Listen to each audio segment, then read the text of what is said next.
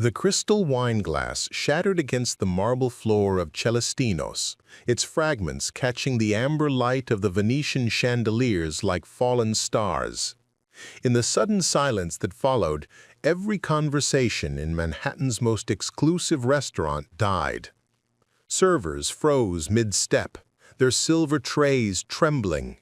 Patrons in $1,000 suits turned their heads, eyebrows raised in scandalized curiosity. Merda, stu cafudo di un cameriere. The curse erupted from table 7 in rapid-fire Sicilian, the words harsh and guttural, slicing through the refined atmosphere like a rusty blade through silk. The man who spoke sat rigid in his chair, his Armani jacket perfectly tailored, his dark hair slicked back with expensive pomade. His eyes, cold as winter sea, bore into the young waitress who'd just delivered his ossobuco. But Sofia Torrino didn't flinch. She stood there, her black uniform pristine despite the chaos, her grandmother's silver cross catching the light at her throat. Her dark eyes, eyes that had seen too much for her 26 years, met his without wavering. The restaurant held its breath, waiting for her to crumble, to apologize, to scurry away like every other service worker who'd ever faced the wrath of Alessandro Marconi, the mysterious Italian billionaire who'd been terrorizing staff across the city for months. Instead, Sofia smiled.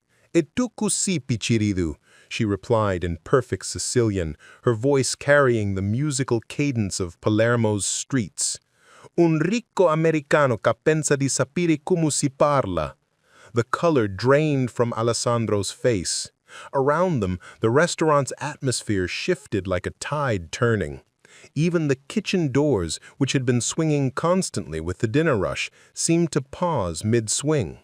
Sofia bent gracefully to collect the larger shards of glass, her movements deliberate and unhurried. "You think nobody here speaks the old language," she continued, switching to English, but letting her slight accent flavor each word like oregano in Sunday sauce. She straightened, glass fragments cupped in her palm, and looked him directly in the eyes. "But I know what you said about my family, about my honor. And I know something else, too. I know who you really are." Alessandro's hand, reaching for his water glass, stopped mid-motion. The blood that had drained from his face seemed to pool somewhere in his chest, leaving him pale as the white tablecloth between them. Sofia had grown up in Bensonhurst, in a 3-story brownstone where her grandmother, Maria, still hung laundry from fire escapes and spoke to neighbors in a mixture of broken English and fierce Sicilian dialect. The house smelled perpetually of garlic and basil, of memories carried across an ocean in the pockets of immigrants who'd arrived with nothing but calloused hands and stubborn hope. Her Nona had taught her the language not as a curiosity, but as a lifeline, a connection to roots that ran deeper than the concrete of Brooklyn streets. La lingua è l'anima, Maria would say, kneading bread with hands that remembered Sicily's volcanic soil. The language is the soul. Never forget where you come from, piccola mia. Now, standing in this temple of culinary pretension, Sofia felt her grandmother's words burning in her chest like a coal from the old country's hearth. Marcus Chen, the head sommelier, watched from behind the wine display, his usually steady hands gripping a bottle of 1982 Bordeaux. He'd worked at Celestino's for 7 years, had seen celebrities throw tantrums and politicians make scenes, but he'd never seen anyone stand up to Alessandro Marconi. The man's reputation preceded him like a dark cloud. Ruthless, untouchable, the kind of wealthy European who collected restaurants like others collected art. No one challenged him. No one dared. Yet this waitress, this nobody from Brooklyn, had just called him a spoiled little boy in his own language and somehow made it sound like poetry. The maitre d' Jean-Baptiste Dubois approached the table with the measured steps of a diplomat entering a minefield. His French accent, usually a charming affectation for the wealthy clientele, now carried genuine tension. "Mademoiselle Torrino, perhaps we should—" "No," Sofia said quietly, her eyes never leaving Alessandro's face. "This man comes here every Tuesday night, orders the same meal, drinks the same wine, tips exactly 20%, never more, never less. He speaks to us like we're furniture, curses at us in a language he thinks we don't understand." She took a step closer to the table, and Alessandro actually leaned back in his chair. "But you see, Alessandro," she pronounced his name with deliberate care, "I've been watching you, studying you, and I know you're not who you pretend to be." The restaurant's general manager, David Sterling, emerged from his office, drawn by the unusual quiet. Celestino's, during dinner service, was usually a symphony of clinking glasses, murmured conversations, and the orchestrated chaos of fine dining. This silence was unnatural, dangerous. His establishment catered to people who could buy and sell small countries before dessert. Any disturbance could cost him everything. But as he approached table 7, something in Sofia's posture stopped him. She stood like a woman who'd found her moment, her purpose, her chance to speak truth in a room built on polite deceptions. Alessandro's mouth opened, then closed. His hands, manicured and soft, gripped the edge of the table. For months, he'd played his role perfectly, the mysterious Italian magnate, the European aristocrat, slumming it in American high society. His accent was flawless, his knowledge of Italian business impeccable, his connections seemingly endless. But now this waitress, this nobody, was looking at him like she could see through the expensive suit, the perfect grooming, and the carefully constructed persona. "You want to know what gave you away?" Sofia asked, her voice still quiet but carrying clearly through the room. "It wasn't your accent. That's good, very good. It wasn't your clothes, or your knowledge of wine, or even the way you hold your fork like you learned it at boarding school." She leaned down, placing both hands on the table, bringing her face level with his. "It was your eyes when you curse in Sicilian. They don't carry the weight, the pain, the history." Her voice grew softer, more dangerous. "Real Sicilian cursing comes from the soul, from generations of suffering and survival. Your curses are just words you learned from a book." Alessandro's breathing had become shallow, audible in the crystalline silence. "And there's something else," Sofia continued, straightening up. "Something that'll interest everyone in this room. Something about who you really are, what you're really doing here, and why someone with your particular background is so interested in buying out half the restaurants in Little Italy." The threat hung in the air like incense, heavy and inescapable. Eleanor Whitman leaned forward at her table, her pulse quickening. Marcus Chen set down his wine bottle with trembling fingers. David Sterling felt his career flashing before his eyes, while Jean-Baptiste wondered if he should call security or simply fade into the kitchen and pretend none of this was happening. But Sofia wasn't finished. She reached into her apron pocket and pulled out something small, metal, glinting in the chandelier light. A ring, heavy, ornate, with a family crest that made Alessandro's face go from pale to gray. "You left this in the men's room last week, rolled right under my mop bucket while I was cleaning. Lucky for you, I found it before anyone else did." Alessandro stared at the ring as if it were a cobra coiled to strike. "Because this ring," Sofia said, picking it up and turning it slowly so the crest caught the light, "belongs to the Benedetti family of Palermo, and according to the newspapers back home, the ones my cousin emails me every week, the Benedettis reported their youngest son missing 3 years ago, vanished from his family's villa with nothing but his passport and his great-grandfather's signet ring." The silence in Celestino's had weight now, pressing down on everyone like the moment before a storm breaks. "So tell me, Tommaso Benedetti," Sofia said, using his real name like a key turning in a lock, What's a runaway heir doing in New York, pretending to be a self-made billionaire? And why are you so interested in destroying the businesses that remind you of home? The morning light filtering through Sofia's apartment window in Bensonhurst carried the weight of yesterday's revelation like dust motes suspended in amber.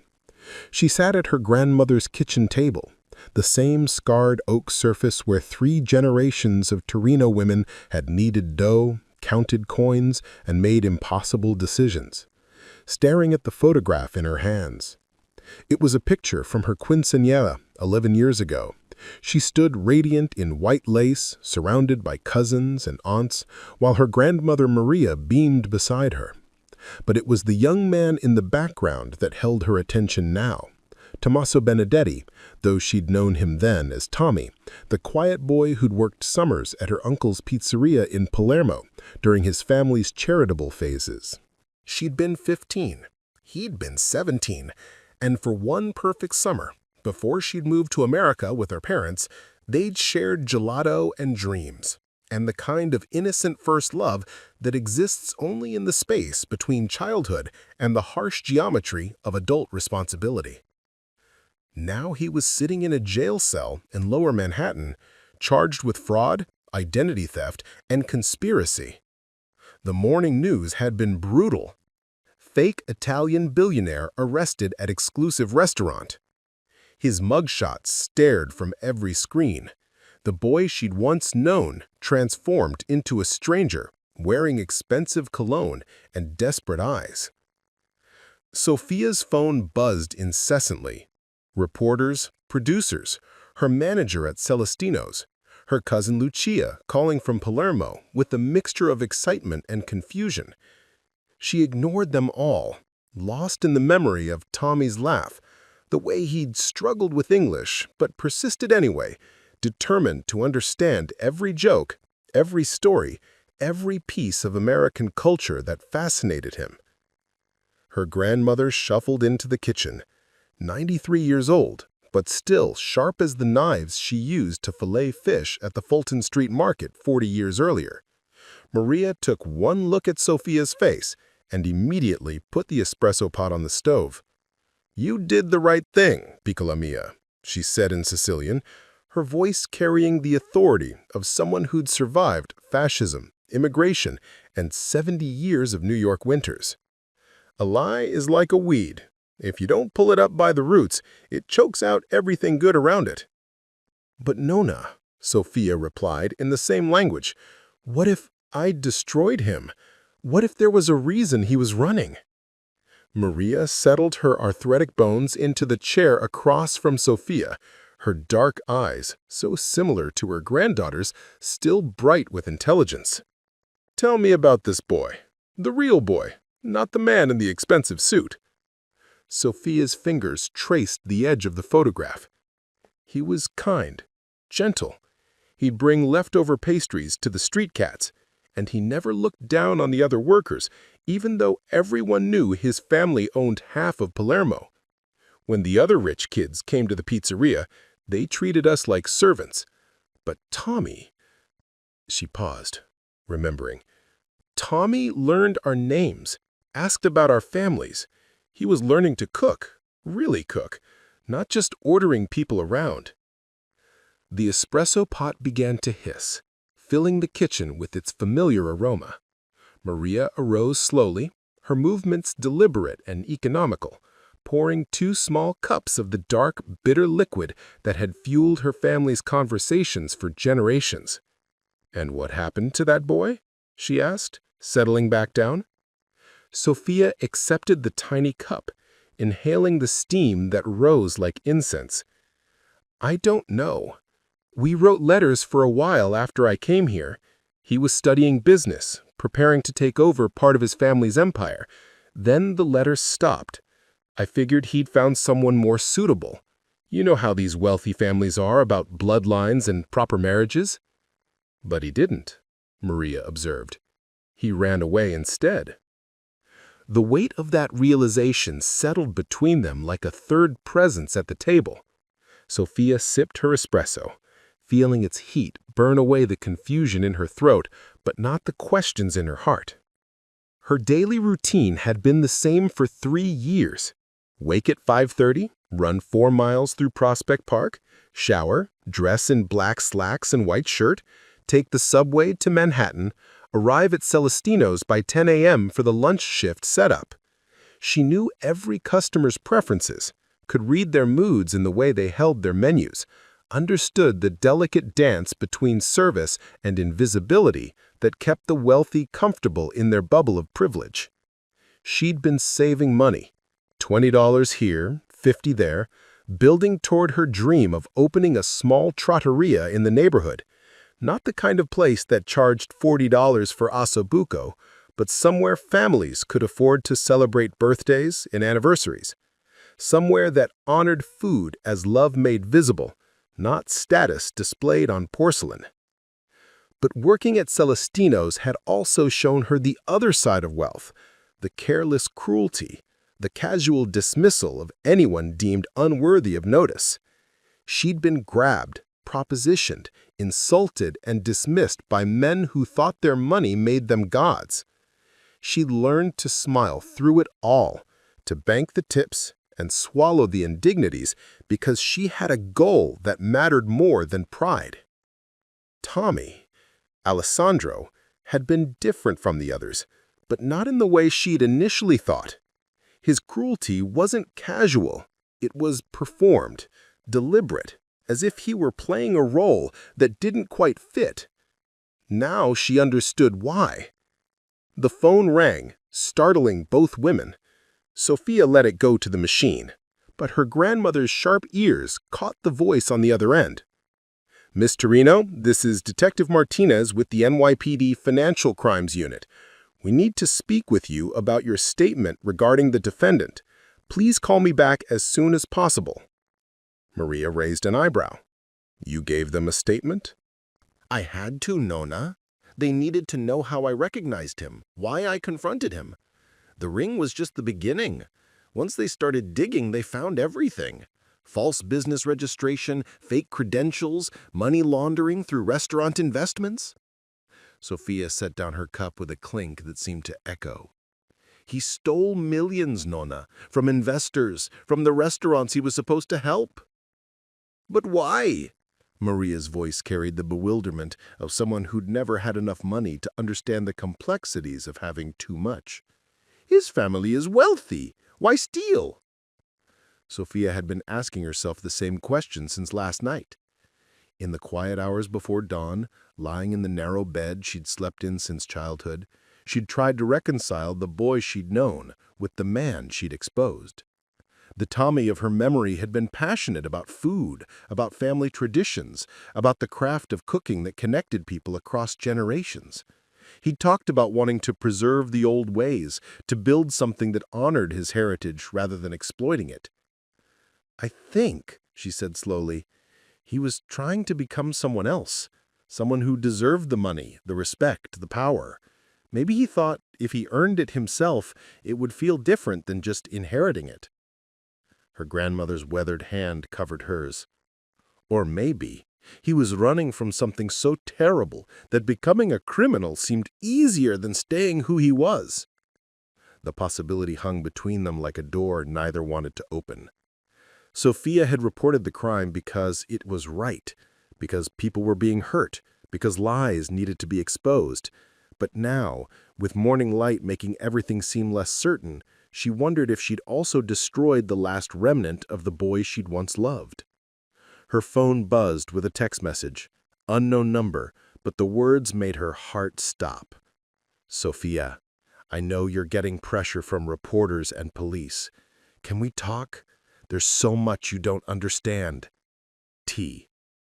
Maria, reading over her shoulder, sucked in a sharp breath. "He's contacting you from jail?" "They probably gave him one phone call," Sofia murmured, staring at the screen. "And he used it on me." "What will you do?" Sofia looked at the photograph again.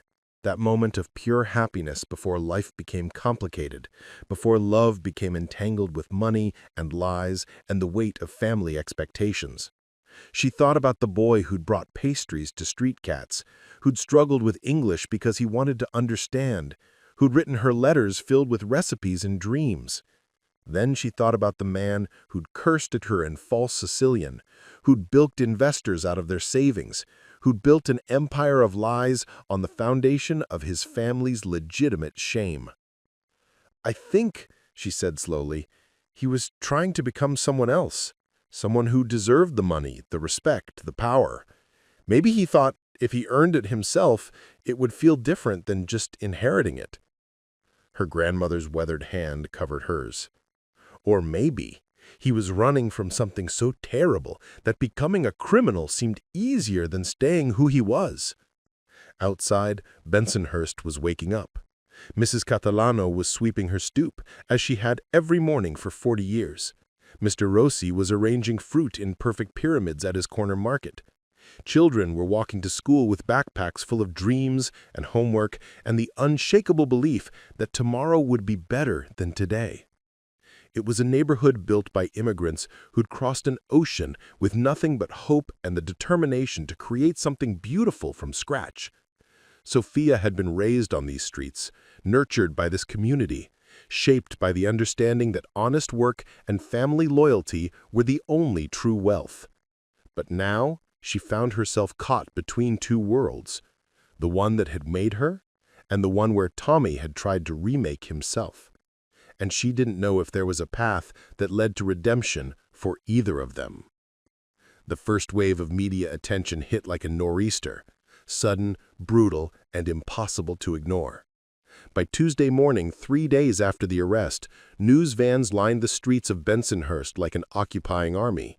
Reporters with perfect hair and expensive coats knocked on doors, thrusting microphones at anyone willing to talk about Sofia Torrino, the waitress who'd brought down a billionaire. Sofia's neighbor, Mrs. Benedetto, no relation to Tommy, just one of those cruel coincidences that felt like fate having a laugh, found herself cornered by a CNN crew while carrying groceries from her car. "Did you know she could speak Sicilian?" the recorder asked, as if the language were some rare martial art rather than something half the neighborhood had grown up hearing at Sunday dinner. "Of course she speaks Sicilian," Mrs. Benedetto snapped, adjusting her grip on a bag of tomatoes that cost twice what they should have. "You think Maria Torrino raised an ignorant child?" But the media didn't want nuanced stories about generational knowledge and cultural preservation. They wanted drama, conflict, the kind of narrative that fit neatly between commercial breaks. Within hours, Sofia had been transformed into either a working-class hero who'd struck a blow against the corrupt wealthy or a vindictive opportunist who destroyed a man's life for her 15 minutes of fame. The truth, as usual, was more complicated. Detective Carmen Martinez sat across from Sofia in a windowless room at the first precinct, a stack of files thick as a phone book spread between them. Martinez was second-generation Puerto Rican, had grown up in the Bronx, and understood the particular weight of being a Latina woman in a system that didn't always see her clearly. But she also had 15 years of experience with white-collar crime, and she'd seen enough charming sociopaths to know that appearances could be deadly deceptions. "Walk me through the restaurant investments again," Martinez said, her pen poised over a legal pad filled with notes. "You said he was particularly interested in places in Little Italy?" Sofia nodded, accepting another cup of coffee that tasted like it had been brewing since the Clinton administration. Not just interested, obsessed. Every conversation eventually turned to which restaurants were struggling, which owners might be willing to sell, what the neighborhood needed to modernize. He made it sound like he was helping, preserving tradition while bringing in new money. But that's not what he was doing. No. Sofia's voice carried the weight of betrayal. He was buying them out, promising to maintain their character, then immediately changing everything, firing long-term staff, raising prices, turning family restaurants into trendy spots for tourists. The Morettis lost their place after 40 years because he convinced them to let him invest in renovations, then claimed they defaulted on loan payments that didn't exist. Martinez made a note. The pattern was clear now that they'd started digging. Tommaso had targeted restaurants with emotional significance, places that reminded him of home, of the culture he'd abandoned when he fled Italy. It was as if he were systematically destroying his own heritage, one family business at a time. "There's something else," Sofia continued, her fingers worrying the handle of her coffee cup. "I've been thinking about the timing. He started this whole scheme 3 years ago, right? After he disappeared from Italy. But 3 years ago was also when—" She trailed off, suddenly uncertain whether she should share the information her cousin Lucia had texted her that morning. "When what, Sofia?" "When his older brother died in a car accident. Lucia, my cousin in Palermo, she says the newspapers there reported it as suspicious. Not officially ruled a homicide, but questions were raised. And after that, Tommy was supposed to inherit everything, the family business, the properties, the responsibility." Martinez set down her pen. "Are you saying he faked his death to avoid inheritance?" "I'm saying maybe he ran away because he couldn't face becoming the kind of man his family needed him to be. And maybe he's been punishing Italian culture ever since because it represents everything he walked away from." The detective leaned back in her chair, processing this new layer of psychological complexity. Financial crimes were usually straightforward: greed, desperation, opportunity. But this case was beginning to feel like a three-dimensional chess game played by someone who'd forgotten which side he was supposed to be on. Meanwhile, across the city, the fallout was spreading like ripples from a stone dropped in still water. At Celestino's, David Sterling faced his own crisis. The restaurant had been fully booked for weeks, but now half his reservations are canceling. The other half are reporters and curiosity seekers hoping to sit at table 7 where the confrontation had occurred. His staff was rattled, his investors were asking uncomfortable questions, and Alessandro, Tommaso, had been one of his biggest individual investors. Sterling stood in his office looking out at a dining room that felt hollowed out, theatrical. The carefully curated atmosphere of European sophistication seemed suddenly ridiculous, like a movie set after the cameras had stopped rolling. Jean-Baptiste knocked and entered without waiting for permission. His usual French composure cracked around the edges. "The food critic from the Times has cancelled his reservation, and that investment group from Hong Kong wants to schedule a meeting about restructuring our partnership." Meaning they want out. Meaning they want to distance themselves from anything connected to the Benedetti scandal. Jean-Baptiste sat down heavily in the leather chair across from Sterling's desk. "David, we need to consider that this might be bigger than just one fake billionaire. If he was using our restaurant as a front for money laundering, if he was bringing other investors into fraudulent schemes?" Sterling's phone buzzed. Another cancellation. His carefully constructed world was collapsing, one reservation at a time. But it wasn't just Celestino's feeling the impact. Across Little Italy, restaurant owners who had dealt with Alessandro were discovering the true cost of his investments. Maria and Giuseppe Moretti, who had run Nana's Kitchen for 40 years, sat in their empty dining room reading legal documents they couldn't afford to fight. "He said he was helping us modernize," Giuseppe said, his English still thick with the accent of his birthplace in Abruzzo. "Said young people today want different things, that we needed to adapt or die." Maria Moretti, 82 years old and sharp as her grandmother's carving knife, shook her head in disgust. "We adapted when we came to this country with nothing. We adapted when the neighborhood changed, when the young people moved away, when chain restaurants tried to drive us out. But we never forgot who we were." Now they were facing eviction, their lease somehow invalidated by clauses they'd never agreed to sign. Their lawyers spoke in terms they didn't understand, explaining how Alessandro's investments had been structured as predatory loans designed to fail. The restaurant that had been their life's work was about to become another casualty in a war they hadn't known they were fighting. But perhaps the most devastating impact was felt by the Benedetti family itself, 5,000 miles away in Palermo. Sofia Torrino, Sofia's cousin, worked as a translator for the local newspaper.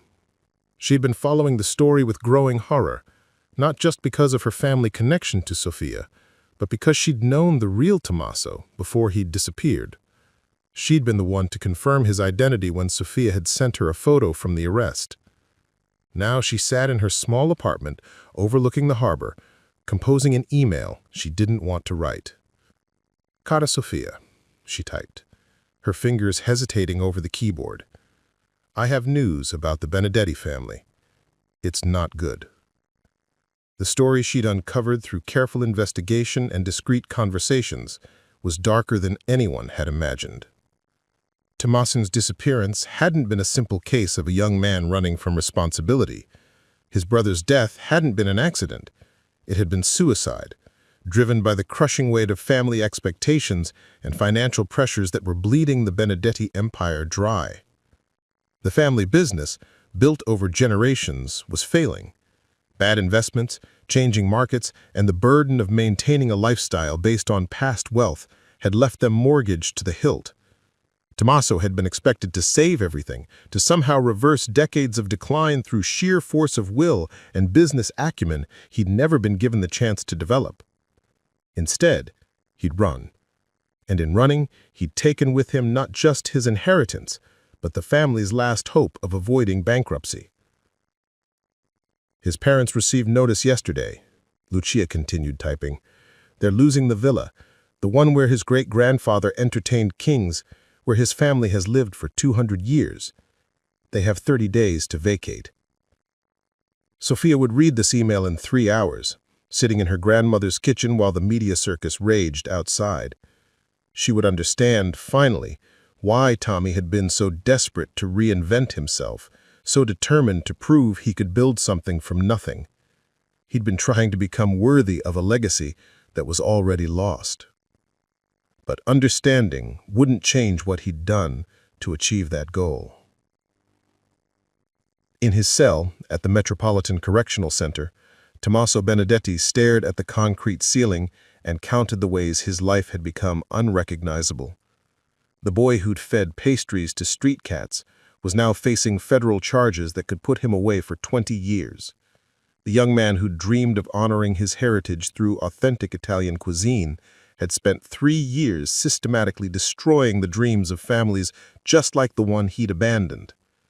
And the teenager who'd fallen in love with a girl named Sofia had managed to break her heart twice, once by disappearing without explanation, and once by becoming someone she had no choice but to betray. His lawyer, a sharp-eyed woman named Patricia Kovac, who specialized in white-collar defense, had laid out his options with brutal clarity. Take a plea deal, cooperate with the investigation, serve 8 to 10 years in minimum security, or fight the charges, risk a trial, and potentially spend the next 2 decades behind bars.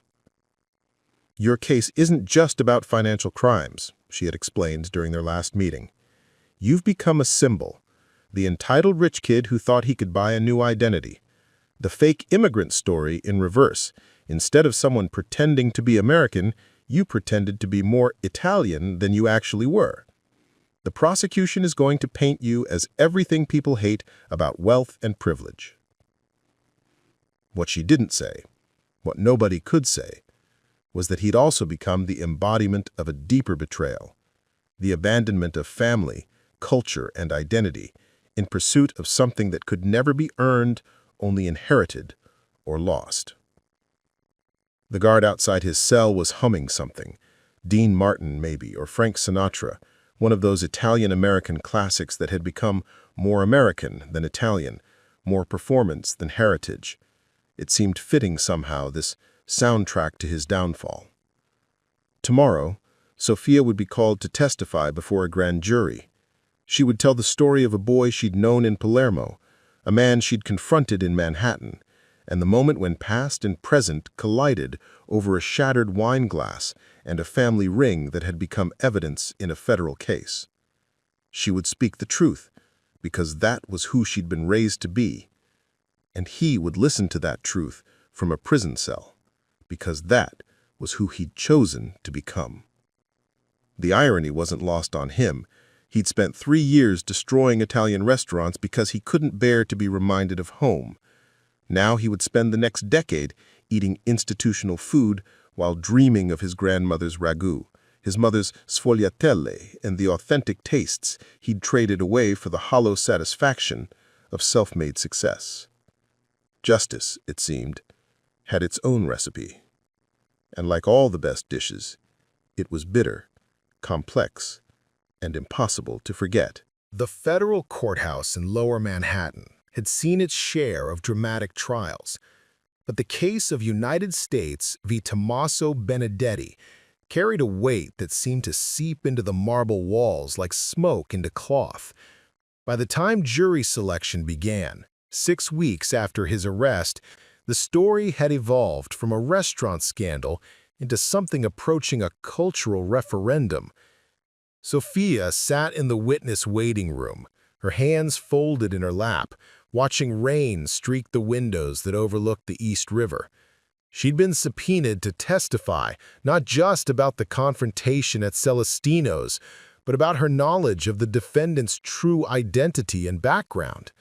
The prosecution wanted to establish that Tommaso had committed identity fraud with full knowledge and intent, not as some spontaneous deception. What they didn't know, what she hadn't told them, was that she'd been visiting him.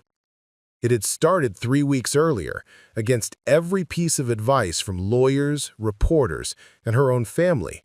She'd taken the subway to Lower Manhattan, passed through security at the Metropolitan Correctional Center, and sat across from the boy she'd once known through a sheet of reinforced glass.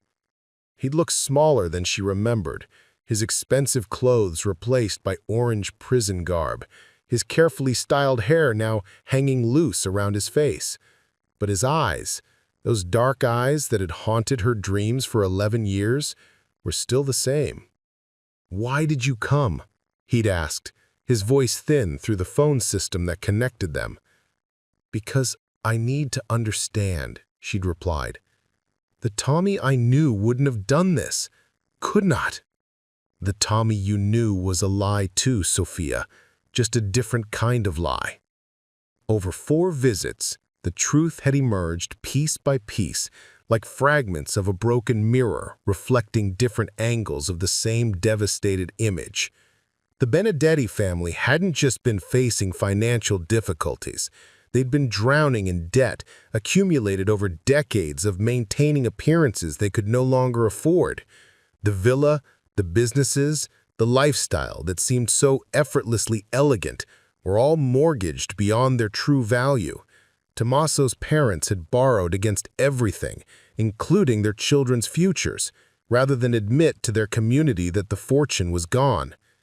"My brother found out first," Tommaso had told her during their second visit, his voice hollow. "He was the heir, the responsible one, the one who was supposed to save everything. When he realized the scope of it, the loans, the gambling debts, the investments that had failed years ago, he couldn't handle it. The car accident wasn't suspicious because someone else was involved. It was suspicious because Marco Benedetti had driven his Ferrari into a concrete barrier at 90 miles per hour on a straight stretch of highway with no evidence of braking. They made it look like an accident to preserve the insurance payout, to give the family one last chunk of money to survive on. But I knew why he did it, and I knew that I was next." Sofia had sat in silence, absorbing the weight of this revelation. The golden boy of the Benedetti family had killed himself rather than face the responsibility of rebuilding their legacy from ruins.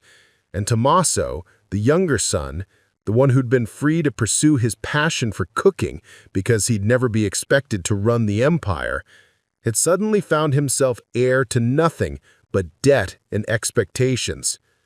"So you ran away," she'd said, not accusingly, but with the kind of understanding that comes from growing up in a family where money was always tight and pride was sometimes all you had left.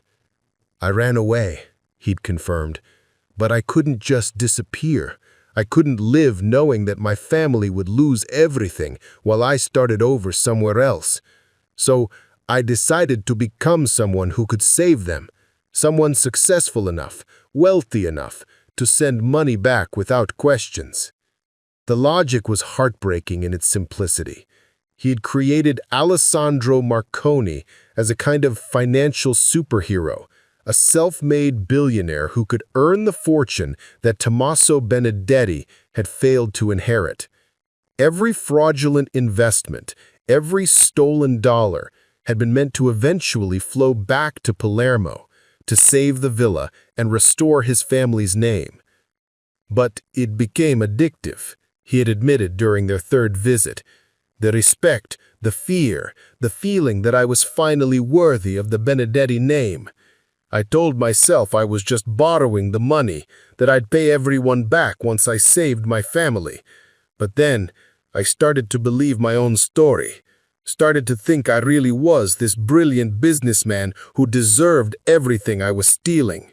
The courthouse waiting room door opened, interrupting Sofia's memories.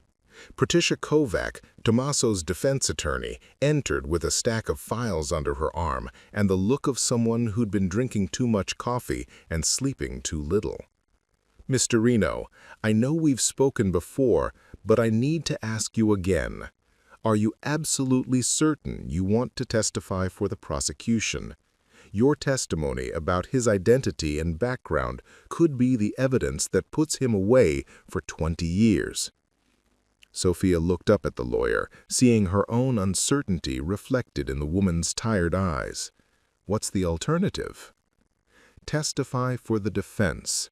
Tell the jury about the boy you knew, about his family situation, about the pressures that drove him to this. Help them understand that he's not the monster the media has made him out to be.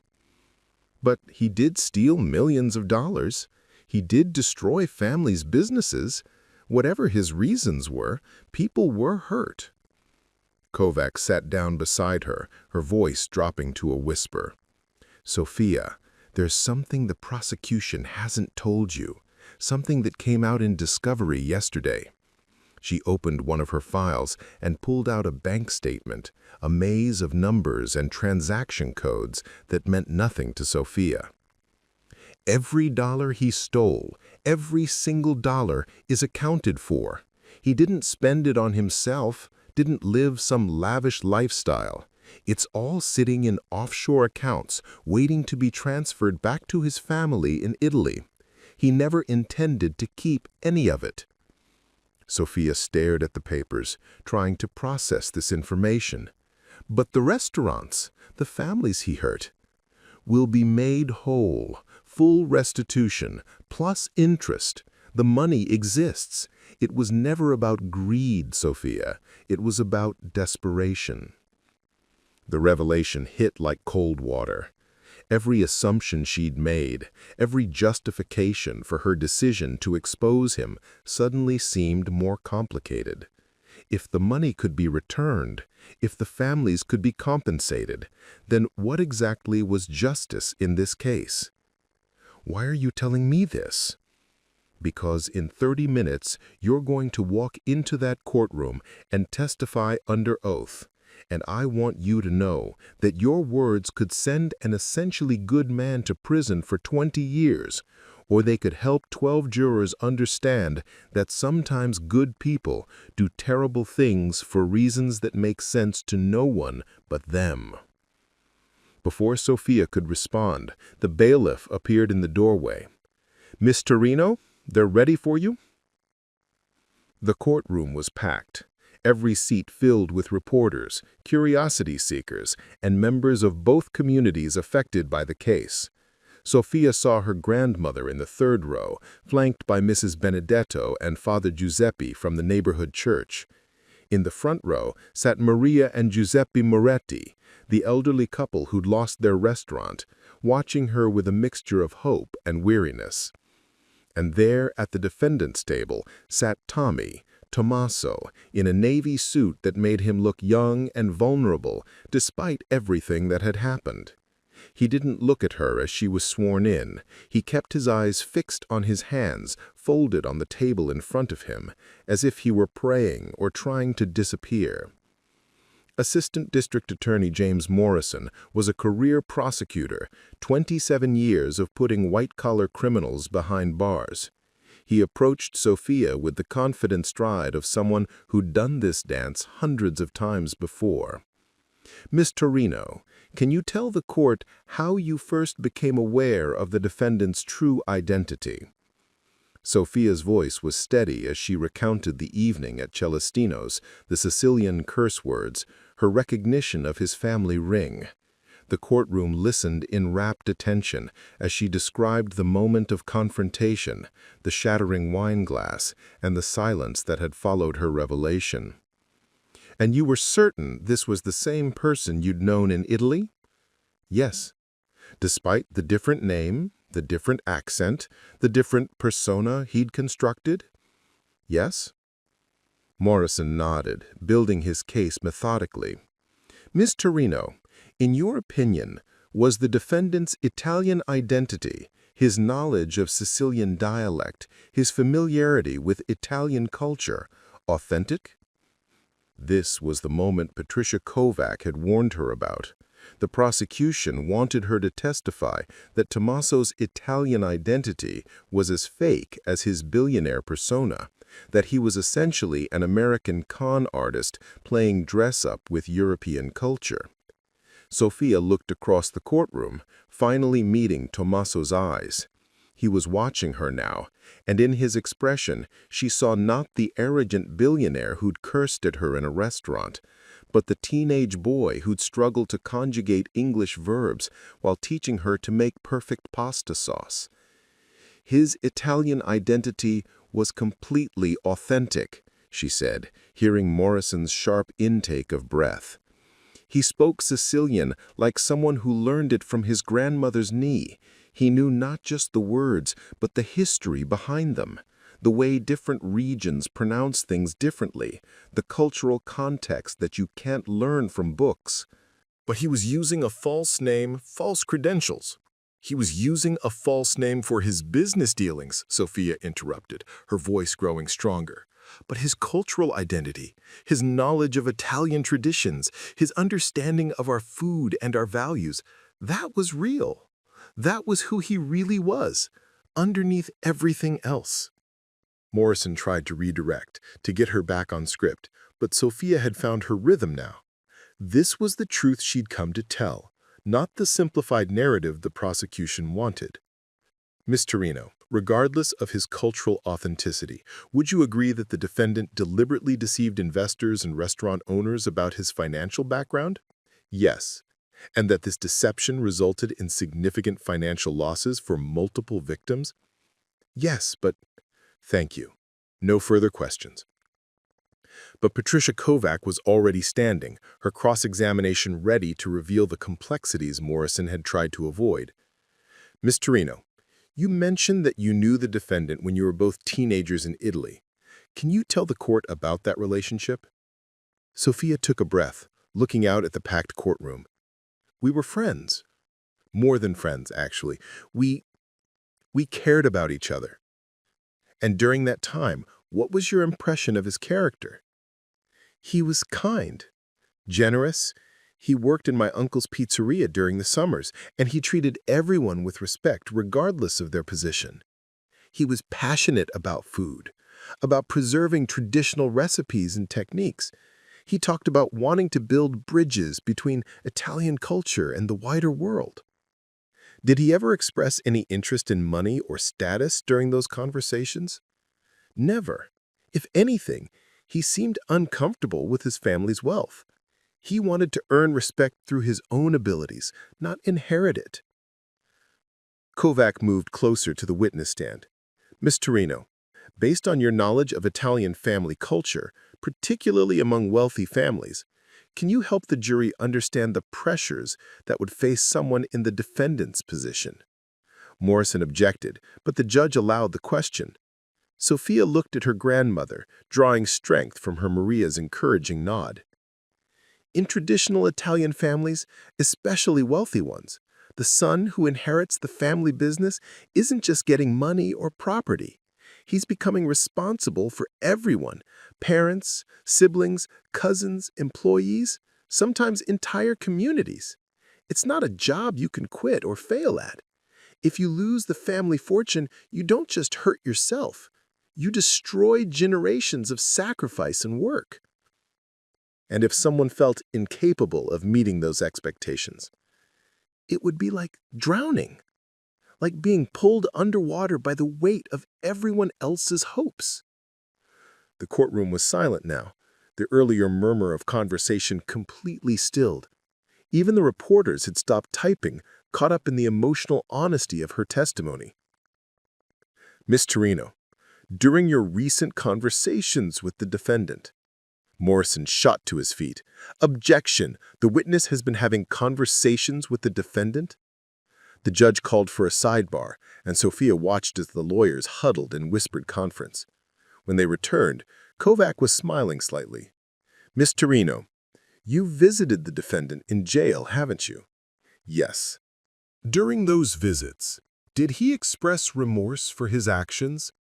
Every day, Sofia said, her voice breaking slightly. He knows what he did was wrong. He knows people were hurt because of his choices. But he also knows that if he'd stayed in Italy, if he'd tried to save his family's business through legitimate means, it would have been impossible. The debts were too deep, the situation too far gone. Did he tell you what he planned to do with the money he'd acquired? Send it back to his family. All of it. He never wanted it for himself. And has he expressed any intention to make restitution to the people who were harmed by his actions? That's all he talks about, making things right, paying everyone back, accepting responsibility for what he's done. Kovac nodded, then moved to her final question. Miss Torrino, knowing everything you know now about his family's situation, about his motivations, about his genuine remorse, do you believe the defendant is fundamentally a criminal, or do you believe he's a good person who made terrible choices under extraordinary circumstances? Sofia looked across the courtroom one last time, seeing not just Tommaso, but all the lives that had intersected with this story. The Morettis, who deserved to get their restaurant back. Her grandmother, who'd taught her that truth was more important than comfort. The community that had raised her to believe in second chances and the possibility of redemption. I believe, she said clearly, that he's someone who lost his way trying to save the people he loved.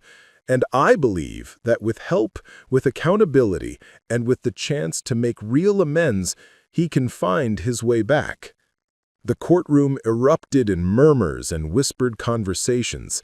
Morrison looked like he'd swallowed something bitter, while Kovac sat down with the satisfied expression of someone who just planted seeds of reasonable doubt. But it was Tommaso's reaction that Sofia would remember most clearly. For the first time since she'd walked into the courtroom, he was looking directly at her, and his eyes were filled with tears. Later, much later, she would realize that this moment, this public declaration of faith in his fundamental goodness, was worth more to him than any amount of money he could have stolen, because it meant that somewhere in the wreckage of his choices, the boy she'd fallen in love with 11 years ago was still alive. And maybe, just maybe, that boy could still be saved. The verdict came on a Thursday afternoon in late October, when the leaves in lower Manhattan were turning the color of old copper and the air carried the promise of winter. Sofia sat in the gallery beside her grandmother, watching as the jury foreman stood to deliver their decision on each count. On the charge of conspiracy to commit wire fraud, guilty. Tommaso's shoulders sagged, but he remained standing, his hands clasped behind his back. On the charge of money laundering, guilty. Patricia Kovac placed a reassuring hand on her client's arm, but her face remained impassive. On the charge of identity theft, guilty. But then came the moment that changed everything. However, the jury recommends leniency based on the defendant's cooperation, his commitment to full restitution, and the extraordinary circumstances that led to these crimes. Judge Catherine Walsh, a no-nonsense woman who'd been handling financial crimes for 15 years, nodded gravely. "Mr. Benedetti, you will remain in federal custody until sentencing, which I'm scheduling for December 15th. Until then, I'm ordering you to work with court-appointed financial advisors to liquidate your offshore accounts and establish a restitution fund for all victims." In the weeks that followed, the real work began. The first check arrived at Nona's kitchen on a Tuesday morning in November. Giuseppe Moretti held the envelope with trembling hands, afraid to open it, afraid to hope that the number inside would be enough to save what was left of his life's work. $347,000. Not just the amount they'd lost to Tommaso's fraudulent investment scheme, but compensation for lost revenue, legal fees, and what the court documents referred to as pain and suffering. It was enough to pay off their debts, renovate the restaurant, and restart with a clean slate. Maria Moretti wept when her husband showed her the check, 82 years of pride and stubbornness finally giving way to relief. "Maybe," she said in the dialect of her childhood, "maybe God has not forgotten us after all." Similar scenes played out across Little Italy and beyond. Every restaurant owner, every investor, every person who'd been caught in Tommaso's web of deception received full compensation plus interest. The offshore accounts that had been untouchable for 3 years were liquidated systematically, their contents distributed under federal supervision. But money, Sofia was learning, could heal financial wounds without touching the deeper injuries that remained. She returned to work at Celestino's, though the atmosphere had changed irrevocably. David Sterling had sold his ownership stake to a restaurant group from Chicago, unable to cope with the constant reminder of his association with the scandal. The new management kept most of the staff but redesigned the interior, removing the Venetian chandeliers and replacing them with modern fixtures that cast different shadows across the dining room. Table 7, the site of the original confrontation, had been removed entirely, replaced by a small service station where servers could prepare tableside salads and desserts. Some of the regular customers complained about the change, but Sofia found it oddly comforting. That moment of recognition, of truth spoken in anger and pain, no longer had a physical location to haunt. Marcus Chen, the sommelier who'd witnessed everything, left to open his own wine bar in Queens. Before he departed, he stopped by Sofia's station during a quiet Tuesday lunch service. "I keep thinking about that night," he said, polishing a wine glass with unnecessary attention to detail. "The way you just knew. How long had you suspected?" Sofia considered the question, watching steam rise from a bowl of pasta e fagioli she was delivering to table 3. "I think part of me recognized him immediately, but I didn't want to believe it. The Tommy I knew would never have done those things. And now? Now I know that people can become someone else when they're desperate enough. But I also know that who they used to be is still in there somewhere, waiting for a chance to come back." The media attention gradually faded, replaced by newer scandals and more current outrage. Sofia declined most interview requests, though she did appear on a morning talk show in December to discuss the importance of preserving immigrant languages and cultural knowledge. The segment was supposed to be about her linguistic skills, but the host kept steering the conversation back to romance and betrayal. "Do you still have feelings for him?" the host asked, with the kind of practiced sympathy that made Sofia's skin crawl. "I have feelings about the situation," Sofia replied carefully. "Sadness for everyone who was hurt, hope that people can learn from mistakes and become better, and gratitude that sometimes doing the right thing and doing the kind thing can be the same choice." Her grandmother watched from the green room, nodding approval at her granddaughter's diplomatic non-answer. But the real resolution was happening far from television cameras and newspaper headlines. In December, 3 days before his sentencing hearing, Tommaso was transferred to a minimum security facility in Pennsylvania to begin serving his sentence. The judge had given him 8 years, less than the prosecution had requested, more than the defense had hoped for, but structured to allow him to continue working on restitution and rehabilitation programs. Sofia drove to the facility on a cold Saturday morning, the Pennsylvania countryside white with early snow. She'd been visiting him regularly throughout the trial, but this would be different. This would be the beginning of his actual punishment, not just the liminal space of awaiting judgment. They sat across from each other in a visiting room that smelled like industrial disinfectant and stale coffee, separated by a table but no longer by glass. The orange jumpsuit had been replaced by gray prison clothes that made him look younger and older simultaneously. "How are your parents?" she asked because it seemed safer than the questions that really mattered. "Surviving. The villa's gone, but they found a small apartment in Palermo. My cousin Tony is helping them with the transition." He paused, his fingers tracing patterns on the scratched tabletop.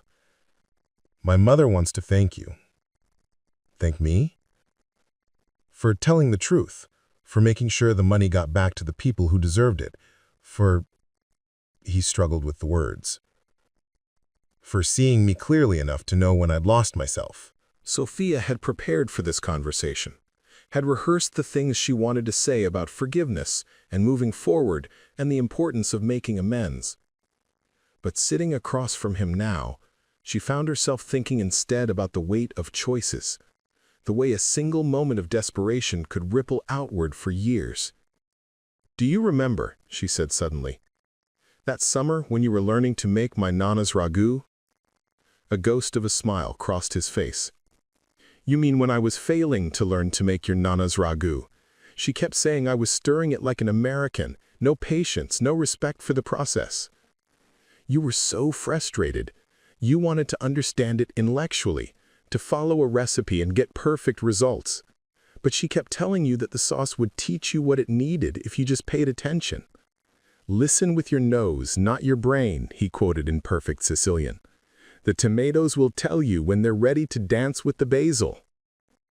They sat in silence for a moment, both remembering the teenage boy who'd been so eager to learn, so hungry for connection to something authentic and real. "I stopped listening," Tommaso said finally. "To the sauce, to my family, to myself. I got so focused on the end result that I forgot about the process. I thought I could shortcut my way to becoming someone worthy of love." "You were already worthy of love, Tommy. You just forgot." The conversation that followed was different from all their previous visits. For the first time, they talked not about legal strategies or family obligations or the complexities of identity and belonging, but about the possibility of redemption. About what it might mean to start over, not by running away from the past, but by making peace with it.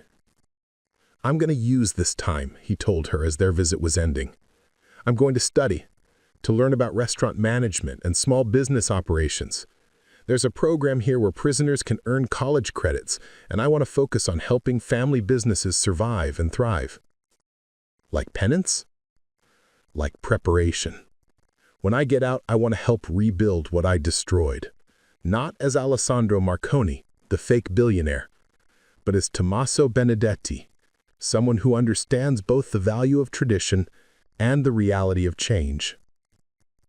Sofia stood to leave, then paused at the door. "Tommy." "Yeah?" "The boy I fell in love with, he's still in there. I can see him." By spring, the story had evolved into something larger than its original scandal. Documentary filmmakers were exploring themes of cultural identity and family pressure. Business schools were teaching case studies about the psychology of financial crime. Immigration advocates were using Sofia's bilingual confrontation as an example of why preserving heritage languages mattered in unexpected ways. But for Sofia, the most meaningful legacy was much smaller and more personal. She was working the dinner shift at Celestino's on a warm evening in May when a familiar couple entered the restaurant. Maria and Giuseppe Moretti, dressed in their Sunday best, looking around with the wonder of people visiting a place they'd only seen in magazines. "We wanted to thank you," Giuseppe said, when Sofia approached their table. "Not just for what you did for us, but for showing us that truth-telling can be an act of love." They'd reopened Nana's kitchen with a new focus on cooking classes and cultural preservation. Young Italian Americans were coming to learn recipes that had been passed down orally for generations, while culinary students studied traditional techniques that connected food to family history. "We're thinking of starting a scholarship program," Maria added, her English much improved since the stress of potential bankruptcy had lifted. "For young people who want to learn traditional cooking, but also for people who are trying to make amends for past mistakes. People who want to turn their lives around." Sofia served them personally that night, bringing out dishes prepared by the new chef with respectful attention to authentic flavors and traditional presentations. She watched them eat with the pleasure of people who'd rediscovered joy in sharing food, and thought about the strange alchemy that could transform betrayal into beauty, loss into opportunity. As they were leaving, Giuseppe handed her an envelope. "From the young man," he said simply. "He asked us to give this to you." Sofia waited until she was home, sitting in her grandmother's kitchen with a cup of espresso before opening Tommaso's letter. "Sofia," it began, "I know I can't undo the past 3 years. I can't give back the time I stole from families like the Morettis, or repair the trust I broke, or erase the pain I caused you when I disappeared from your life the first time. But I can tell you that every day I wake up thinking about the recipe for redemption. Not the shortcut version that I tried with Alessandro Marconi, but the real process, slow, patient, requiring attention to every ingredient and respect for every step. I'm learning to listen again. To my conscience, to the people I hurt, to the voice inside me that sounds like your Nana explaining that good things take time to develop their proper flavor. When I get out, I don't know if you'll want to see me. I don't know if I'll deserve your friendship or your forgiveness. But I want you to know that you saved more than just the money I stole. You saved the part of me that was still worth saving. With love and gratitude, Tommy." Sofia folded the letter carefully and placed it in the drawer where she kept her most important papers, her citizenship documents, her grandmother's recipes written in fading ink, the photograph from her quinceañera that had started everything. Outside, Bensonhurst was settling into evening. Mrs. Benedetto was watering her tomato plants. Mr. Rossi was arranging tomorrow's fruit display. Children were playing street games in languages their grandparents had carried across an ocean, maintaining connections to places they'd never seen but would always, somehow, call home. It was a neighborhood built on second chances, on the possibility that people could start over without forgetting where they came from. Sofia had grown up believing in that possibility, and everything that had happened, the confrontation, the trial, the slow work of restitution and healing, had only strengthened that faith. She poured herself another cup of espresso and sat down to write her own letter to a young man in a Pennsylvania prison who was learning to listen again to the voice of his better angels. "Dear Tommy," she began, "let me tell you about the real recipe for redemption." He'd been released from federal prison 8 months earlier, having served 5 years of his 8-year sentence thanks to good behavior and his continued work on victim restitution. Sofia had picked him up at the prison gates, driving him back to New York in a silence that felt heavy with possibility rather than awkwardness. He'd changed in prison, but not in the way she'd expected. The expensive grooming was gone, replaced by calloused hands and a wariness around the eyes that spoke of hard-earned wisdom. He'd learned to cook, really cook, in the prison kitchen, working under a chef instructor who trained at Le Cordon Bleu before addiction had derailed his career. More importantly, he'd learned to listen, to the ingredients, to the people around him, to the part of himself that had been buried under years of desperate performance. His first day at Nana's table, he'd arrived 2 hours early and spent the time cleaning equipment that was already spotless. When Sofia had asked why, he'd said simply, "Because I need to prove to myself that I can show up before I can prove it to anyone else." Now he worked the pasta station with the focused intensity of someone who understood that precision was a form of prayer. He developed a signature dish, handmade pappardelle, with a sauce that combined traditional Sicilian techniques with ingredients sourced from local farms in New Jersey. It was a metaphor made edible. Old traditions planted in new soil, creating something that honored the past while embracing the future. "Behind you, chef," said Carmen, the newest member of their Second Chances program. She was carrying a tray of fresh bread to the dining room, her movements careful and deliberate. 3 months out of a residential treatment program, she was learning that recovery wasn't just about staying clean, it was about building a life worth staying clean for. The lunch rush was building momentum when Eleanor Whitman arrived. The society columnist who'd witnessed the original confrontation at Celestino's had become an unlikely ally, using her platform to follow the story of redemption and community building that had emerged from the scandal. "Sofia," she called out, settling into her usual corner booth, "I brought someone I want you to meet." The someone was a young woman with the kind of nervous energy that suggested big ideas and limited resources. She introduced herself as Anna Kowalski, a recent journalism graduate who was writing a book about economic justice and cultural identity. "I'm particularly interested in the ways that food connects to family trauma and healing," Anna explained as Sofia sat down during a brief lull between orders. "Your story, and Tommaso's, illustrates something important about how immigrants navigate between preserving tradition and creating new identities." Sofia glanced toward the kitchen, where Tommaso was plating the lunch special with an attention to detail that bordered on the obsessive. 3 years after the trial, they'd found their way to a relationship that was neither the teenage romance of their youth nor the adversarial dynamic of the courtroom. They were business partners, friends, fellow travelers on the long road toward understanding what it meant to be worthy of the trust others placed in you. "What exactly do you want to know?" Sofia asked. "How do you forgive someone who betrayed everything you believed about them? How do you trust again when trust has been weaponized against you?" It was a question Sofia had been asked by reporters, documentary filmmakers, and curious customers.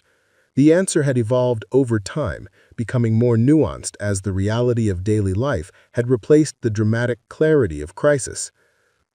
"You don't forgive all at once," she said finally. "You forgive in small pieces, day by day, as someone proves through their actions that they've learned from their mistakes. Trust isn't something you give. It's something that gets built, brick by brick, through consistency and accountability." She gestured toward the kitchen, where Tommaso was teaching Carmen how to properly fold tortellini, his hands gentle as he guided her fingers through the precise movements. "6 months ago, I wouldn't have trusted him to handle cash or manage vendor relationships. Now I do, because he's earned it back through hundreds of small choices to do the right thing even when no one was watching." Anna scribbled notes furiously. "And the romantic aspect? The media made such a big deal about your teenage relationship." Sofia smiled, an expression that held both sadness and acceptance. "Some things can't be rebuilt, only transformed. The boy I fell in love with when I was 15 became a man who lost his way trying to save people he cared about. The man who found his way back is someone different, scarred but honest, careful but committed. I love who he's become, but it's a different kind of love than what we had before." 6 months later. The James Beard Foundation doesn't typically pay attention to small neighborhood restaurants in Brooklyn, but Nana's Table had become something more than its humble origins suggested. The Second Chances program had graduated 23 people in its first year, with an 89% employment retention rate. 3 graduates had opened their own food businesses, 2 had been accepted to culinary school, and 1, Carmen, had been promoted to sous chef. The award announcement came on a Tuesday morning in March. Outstanding Community Impact, recognizing restaurants that use food as a vehicle for social change. Sofia read the email twice before it sank in, then walked to the kitchen where Tommaso was preparing mise en place for the dinner service. "We won," she said simply. He looked up from the onions he was dicing, his knife hand pausing mid-chop. Won what? The James Beard Award for Community Impact. The knife clattered to the cutting board. Around them, the kitchen staff looked up from their prep work, sensing the shift in energy. Are you serious? Sofia showed him the email, watching as he read it with the same focused attention he brought to everything now. Slowly, carefully, making sure he understood every word before reacting. This is... He stopped, swallowed hard, then tried again. This means people think what we're doing here matters. It does matter. It's always mattered. Now other people can see it too. The award ceremony was held at the Lyric Opera House in Chicago, a glittering affair that brought together the most celebrated chefs, restaurateurs, and food writers in the country. Sofia wore a dress her grandmother had helped her choose, elegant but unpretentious, honoring the occasion without forgetting her roots. Tommaso had wanted to skip the ceremony, uncomfortable with the idea of celebrating an award that ultimately recognized his journey from convicted felon to community leader. But Sofia had insisted. People need to see that redemption is possible, that someone can fall as far as you did and still climb back to a place where they're contributing something meaningful to the world. When their category was announced, Sofia walked to the stage with her team. Marcus, Carmen, Maria Moretti, who'd insisted on being included despite her age, and Tommaso, who looked like he might bolt at any moment. Sofia's acceptance speech was brief but memorable. This award isn't just for Nana's table. It's for everyone who believes that food can heal communities, that second chances are sacred, and that the most important ingredient in any recipe is the willingness to keep trying until you get it right. The standing ovation lasted 3 minutes. In the audience, Eleanor Whitman wiped away tears while frantically typing notes on her phone. Anna Kowalski, whose book about the scandal and its aftermath had just been optioned for a documentary, filmed everything for her social media followers. But the moment Sofia would remember most clearly came after the ceremony when Tommaso pulled her aside in the lobby of their hotel. "I need to tell you something," he said, his voice serious in a way that made her heart race with sudden worry. "What is it?" "I've been offered a job, executive chef position at a resort in Tuscany. Good money, full benefits, a chance to work with some of the best chefs in Italy." Sofia felt the floor shift beneath her feet. After everything they'd built together, after all the careful work of rebuilding trust and creating something meaningful, he was leaving. "Are you going to take it?" Tommaso smiled, the expression transforming his face from serious to radiant. "I already turned it down. 2 months ago, actually. I just wanted you to know that I had options, that I'm choosing to stay, not because I have to, but because this is where I want to be." Relief flooded through her like warm wine. "You could have told me they offered it." "I could have, but I wanted to be sure first. Sure that I was making the choice for the right reasons, not out of fear or obligation, or some misguided attempt to prove my loyalty." They stood in the marble lobby of the Chicago Marriott, surrounded by the glamour and excitement of the food world's biggest night, and Sofia realized that this was what healing looked like. Not the dramatic moments of confrontation and revelation, but the quiet daily choices to show up, to be honest, to build something that honored both the past and the future. 5 years later, the documentary premiered at the Sundance Film Festival.